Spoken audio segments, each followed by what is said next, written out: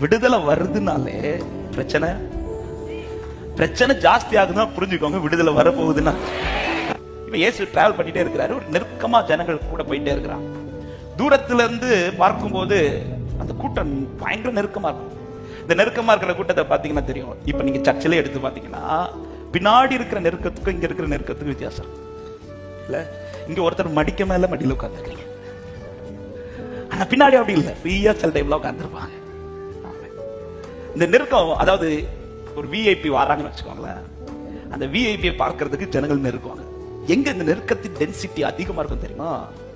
தள்ளி நிக்கிறவங்க இல்ல, பக்கத்துல நிக்கிறாங்கல்ல, அந்த ஏரியால வந்து அந்த டென்சிட்டி, அதனுடைய அந்த தன்மை வந்து நெருக்கத்தின் தன்மை ஜாஸ்தியா இருக்கும். ஏன்னா அப்படி நெருக்குவாங்க. ஆனா அது கொஞ்சம் பின்னாடி நிக்கிறாங்க பாருங்க, இவங்க ஏரியா பக்கத்துல ரொம்ப நெருக்கம் இருக்கா.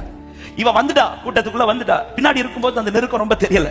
ஆனா உள்ள போக போக போக போக போக போக தான் தெரியுது, எப்ப உள்ள என்ன நெருக்கம் பாருங்க. இவ்வளவு நெருக்கத்தின் நடுவிலும் அவ என்ன தீர்மானம் எடுக்கலன்னா, ஐயோ இந்த நெருக்கத்துல நான் எப்படி நெருங்கி போறது, நான் திரும்புறேன்னு சொல்லி திரும்பாம அந்த நெருக்கத்தின் தன்மையிலும் அவ இன்னும் கை வைக்க போறான். அதை நான் இப்படி சொல்ல விரும்புறேன், நெருக்கம் டென்சிட்டி அதிகமாக அதிகமாக அவளுக்கு என்ன ஃபீல் ஆக தொடங்கிட்டு தெரியுமா? நான் தொடுகிறவர் பக்கத்துல வந்துட்டார், எனக்கு விடுதலை பக்கத்துல வந்துட்டு அர்த்தம்.